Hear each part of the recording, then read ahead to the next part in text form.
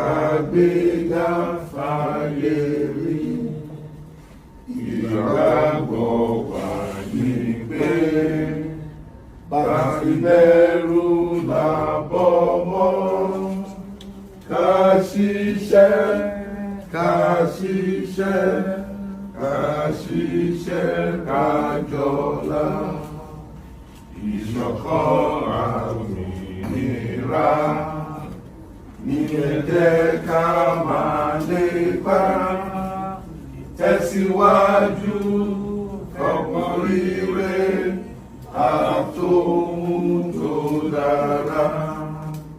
Ọmọ Olúwa dìde, bọ́ sí ipò ẹ̀tọ́ rẹ. Ìwọ ni ìmọ́lẹ̀ gbogbo adúláwọ̀. Thank you very much. We are starting yet another. Yes. Ló ṣàtúná pé bí ní lọ́jọ́ Ìṣẹ́gun Tuesday. Ó pẹ́ kí n tó wá sójú gbàgede, ó pẹ́ kí n tó répo rà. Epo yẹn ti wọ́n jù. Wọ́n mi ò tiẹ̀ lè. Gbogbo àwọn ìwọ ni bàbá Olúwo, Alfa o, pásítọ̀ mo gbé mo rẹ̀ ti bọ́lẹ̀. Ó fẹ́ jẹ́ kí l'accident mo ti dànù ni. Ìjẹ́ kó bà tèmi jẹ́. Ẹni kí ló dé tí mo ti bọ́lẹ̀ nu mọ́tò? Kéèyàn máa ṣe fáyà. Ó fẹ́ jẹ́ kí iná jó mọ́tò mi ni. Màrú mi ò mọ bí ló ti tán ti rẹ́ mi burúkú yẹn o. Kẹ máa tàn wá jẹ. Fáyà. Ètò fáyà mọ́jú ò tí tò. Wá fẹ́ sọnù mọ́tò tèmi di fáyà. Alákòóbá. Ẹ káàárọ̀ jàre láti Washington. Ṣé wà? Àwọn gómìnà wa wọ́n mòótọ́, ṣùgbọ́n àwa ni ká máa pè lọ́wọ́ wọn. Irú gọ́vnà ayé tó dà tiẹ̀ sí. He's just privileged. Ó ti lu tenure Lucky orúkọ ẹ̀rọ. But tí ò bá ṣe nǹkan kan lóòótọ́, táwọn Fúlàní bá gba Oǹdó kan, kó gbìyànjú kó ró àwọn Àmọ̀tẹ́kùn ní agbára.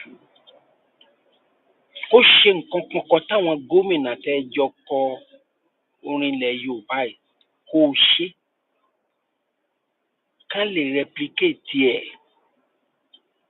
Agbẹ́yìn fún Akérédolú bó tiẹ̀ jẹ́ pé Betty ìyàwó ẹ̀ bá tiẹ̀ jẹ́ tó ṣe ń sunkún kábàáyì. Ọmọ àjòkúta mọ́ mu mi nígbà tí and most of the wife of leaders wọ́n máa ń influence ọkọ wọn púpọ̀ títí dórí àwọn church cleric. Ẹ wo Pobia ti Cameroon tán declare ọkùnrin tó jẹ́ pé ó ti ní dementia tó ń tọ̀ sára. Ìyàwó ẹ̀ yẹn bóyá 50 something òun ló ń ṣiṣẹ́ ibi yẹn. So ẹ̀yin obìnrin ẹ̀ dá lẹ́dà. Most of wàhálà tó ń ṣẹlẹ̀ lágbàáyé báyìí ẹ̀yin lẹ hide sábẹ́ ọkọ yín tẹ̀ ń dayé rú. Even gan nínú àwọn ẹbí kọ̀ọ̀kan nínú àwọn ẹbí. Kẹ̀yìn ọkọ kẹ̀yìn ẹ̀ sáwọn òbí ẹ̀. Ẹ̀yin obìnrin ẹ̀ dáa telling you. Ẹ̀yin lẹ ń báyé yẹ. Láti inú ọgbà Édè ẹ̀yin náà lẹ fọ́ orí mọ́ yẹn tẹ́ fi fọ́kọ̀ mọ́. Ẹ dáa rárá ìka ayé àti ọ̀run ni yín. Manipulation yìí ti pọ̀ jù. Kí Pobia kó máa tọ̀ bára kí ìyàwó ẹ̀ dẹ̀ sọ pé kó wà mí. You can imagine. Ọmọ ẹ̀ gan jáde ọmọ ẹ̀ obìnrin ìyẹn mú àpárá ní kókè. Ó ní àwọn náà bá ayé òun jẹ. Kí là ń wá ayé má yà fún? So governors, President Tinubu, ẹ̀gbọ́n, ó ti ní ká bẹ̀ lọ́wọ́ yín kí lẹ̀ ń fowó tẹ̀ ń gbà ṣe. Tí n bá dé Oǹdó, tí àwọn ọ̀nà tókòtòkò tí ò tí ì sí, Ayédàtiwa, màá máa tú ẹ jáde o. Ayédàtiwa lọ fèsì ọ̀nà tó ti máa kó èrè oko wọlé. Wàá wá rí àlàáfíà kó lè jọdún kan. Ìtura dẹ̀ wá torí oúnjẹ. Téèyàn bá ti fi nǹkan sínú, èròkérò ní wá sọ́kàn ẹ̀. Èròkérò ní wá sọ́kàn ẹ̀. Ṣẹ́rí, ó wù mí kí n ṣẹ́ èpè fún èèyàn kan láàárọ̀ yìí.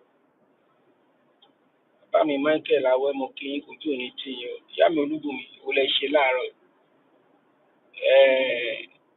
Ó wù mí kí n ṣẹ́ èpè kí n dẹ̀ fi àṣẹ sí. Ó dùn mí pé bàbá Olúwo àti àáfà ò sí níbí. Màá kàn ní kí àáfà kó ṣí tọ̀gbà, kó ṣí láwà ní ẹrù tó gbé sórí. Kó bá mi fi ṣẹ́ èpè. Kó bá mi fi ṣẹ́ èpè original.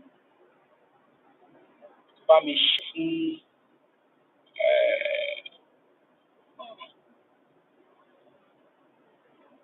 kó bá mi ṣẹ́ fún èèyàn kan láàárọ̀. Ẹni yẹn ó gbé fìlà bàbá Awólọ́wọ̀ sórí. Ó dẹ̀ bayé jẹ́, ó dẹ̀ tọ̀run sí jẹ. Ẹ wò ó náà, ẹ rò pé mo make it up. Ẹranko jàdìjàdì pọ̀ nílẹ̀ Yorùbá o. At the time in 2012, we know the truth, sir, but it is all politics. Even when what President Jonathan is doing, which 10 or so years after, all the political parties in this country agreed with. They even put it in their manifesto. Subsidy must be removed. Subsidy must be removed. Subsidy must be removed. We in ACN at the time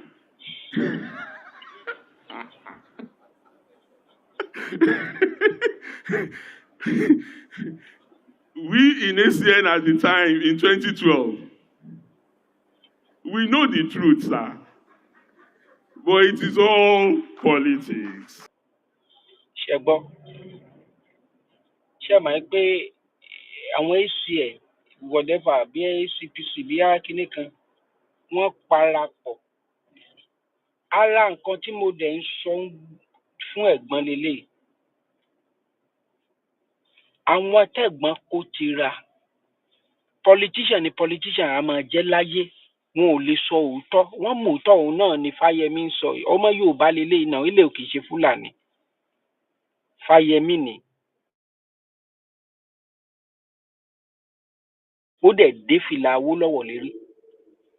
Nígbà yẹn, Goodluck Jonathan kò gbétí. Ẹ ṣe conference instead of kò sign ẹ̀. Òun la tún bẹ̀gbọ́n sọ ń sìn. Tẹ̀gbọ́n takú tó sọ̀rọ̀ àìdí takọ́lọ́jì. Táwọn àmì Fúlàní ìtàn bá lọ succeed ńkọ́. Wọ́n á wá mú ẹ àgbàlagbà, wọ́n á wá mú ẹ, wọ́n á sọ ẹ sínú túbú. Wọ́n dẹ̀ lè pa ẹ́. Torí wọn ò wúlò àwọn Fúlàní yẹn. Òótọ́ ọ̀rọ̀ ọmọ àyà àsọkúsọ. Àwa tá a fẹ́ràn ẹ̀gbọ́n lélẹ̀, àwa là ń bá sòótọ́ ọ̀rọ̀. Ìgbà tó fẹ́ wá ń gba ẹ̀tẹ́gbọ́n mi ṣubú. Ó máa kú, á kú ni. Èmi sọ fún wa pé ikú kan ò ní pẹ̀tà lójú ràn. Tinubu ò lè kú ikú kankan bí kò ṣe yíyẹ. Ó máa devolve power Nàìjíríà. Ọlọ́run á lò ó. Bí ò bá tiẹ̀ fẹ́ ṣe, á ti ṣe tán kójú ẹ̀ tó là. Pẹ̀lú eléyìí tó ṣẹlẹ̀ yìí gan, kò yẹ kó ṣàánú ẹnikẹ́ni nínú àwọn adaran yìí. Ẹni ègbé, ẹni ẹ̀kọ́ ni wọ́n. Kéèyàn ó máa bẹ́ran kó sùn, kó máa fi tọ̀wẹ́rí, kó dẹ̀ gbà pé èèyàn ni ẹni yẹn. Ká máa jẹ́rán èèyàn. Àwọn fídíò wọ̀nyẹn mi ò make it up o. Wọ́n dẹ̀ máa fídíò, wọ́n dẹ̀ ń gé ara yẹn, wọ́n dẹ̀ ń jẹ́ láwọn adaran. Wọ́n dẹ̀ máa subject. Ọlágúnsóyè ní Ọlásọ̀nà ó ní wọn fẹ́ kán kàwé. Wọ́n máa create Boko Haram. Buhari fẹnu ara ẹ̀ sọ pé ẹ máa bọ̀. ẹ̀ ń dáṣọ ẹbí fún ẹni tó ti pààyàn. Ṣé wọ́n mọ̀ pé ẹni tó bá ti pààyàn pápá kò sí bẹ́ẹ̀ ṣe lè rehabilitate ẹ̀, ẹ̀jẹ̀ ó mọ̀ máa ṣú lójú ẹ̀ ni. Ẹ̀jẹ̀ ẹni tó dá màálù dùbúlẹ̀ tó dẹ̀ ń kó tó dẹ̀ ń do.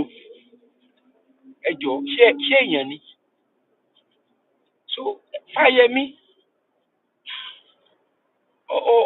ojú gbà mí tì fún ẹ o, ó dẹ̀ ń sọ ọ̀rọ̀ kò dẹ̀ mọ́ ẹ lójú kò dẹ̀ mọ́ ẹ lẹ́nu. Pẹ̀lú fìlà bàbá Awólọ́wọ̀. This is one of the most unpatriotic statements I have ever heard in my life. If you understand what this man said here, then you will understand how disturbing it is to have people with this type of mindset run our government. What he said outrightly here is that they at ACN, now APC, knew that Jonathan's government was doing well. They knew that the policy he was trying to implement was very good for Nigeria and Nigerians, but because they didn't want him to succeed, they lied to Nigerians about the policy. We knew that Jonathan was right, but because we wanted to take power, we found a way to condemn what he was doing and even deceived Nigerians to come out and protest against it. Simply put, what this man is saying here is that they knew Nigeria was heading to a good direction, but they disrupted it for their own selfish reasons. This is so serious and so disturbing. He is actually saying that all the protests they organized against Jonathan were fake and never about the interest of Nigeria or Nigerians, but just for them to grab power. Now I understand why Peter Obi would always say that he won't be in any coalition just for the sake of grabbing power. This statement from this man shows you that the people in power right now don't give a damn about Nigerians. Now you understand why they implement these harsh policies since 2015. Now you understand why... One, describing how Nigeria can get out of the conundrums of what brings us together as a people, meaning that our constitution is lacking the fortification to allow the state to function properly.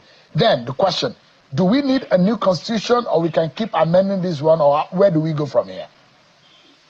Yeah, well, I think history can help us answer the question you have posed. Remember that the late Bola Ige once posed two important questions. The first question he put to us back then when he was alive was, what do we want to do? Are we prepared to be in one country called Nigeria? Oh, that was the critical question that he put on the table. He then put a second subsidiary question. If we answer in the positive that we want to be one, what type of arrangements do we think suits us? Those are the two questions.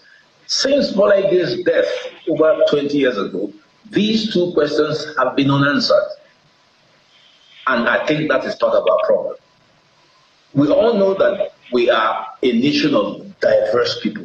Our president returned us to the national anthem, which I think people say suits us better than the Arise or Come Patriots.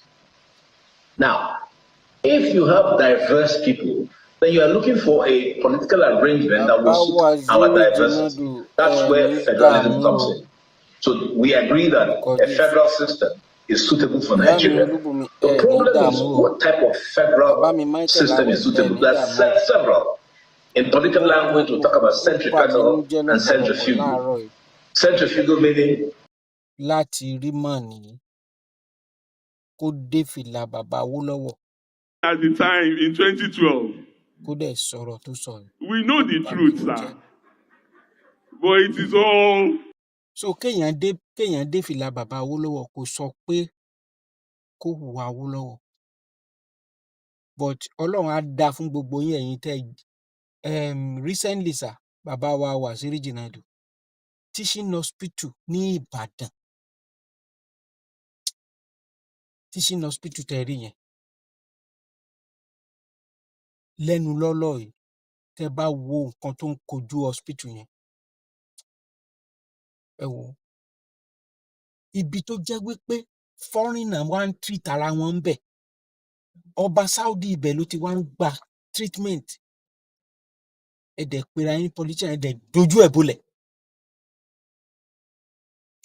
kò sọ́nà àbáyọ kankan tí mo rí. Kò sí ọ̀nà àbáyọ kankan. Àyàfi tí ó bá dẹ̀ ń lọ báyìí,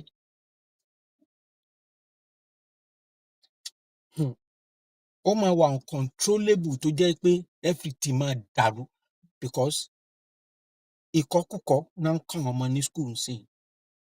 Mo rí fídíò kan, private school, ṣé ó yẹ ká tiẹ̀ ṣé ẹ̀yin gbogbo Fáyẹmí school ṣé private school ló lọ? Tinubu ṣé private school ló lọ? Ìkọ́kúkọ náà kọ́ wọn ńbẹ̀. Wọ́n ń kọ́ àwọn ọmọ sórí fídíò, wọ́n wá ń fi obìnrin àtọkùnrin, wọ́n ní ká máa fìdílẹ̀ dípọ̀. Ṣé inter-house sport nìyẹn? A lot of stupid things is going on in this system. Ẹ jẹ́ kó ní kálukú ẹni tó bá fẹ́ sọra ẹ̀ di màlúù, ẹni tó bá fẹ́ sọra ẹ̀ dàgùtàn. Tèmi ń sìn tí mo bá fẹ́ sọ ara mi di mẹ́ẹ̀, ẹ jẹ́ ká máa develop regions kọ̀ọ̀kan.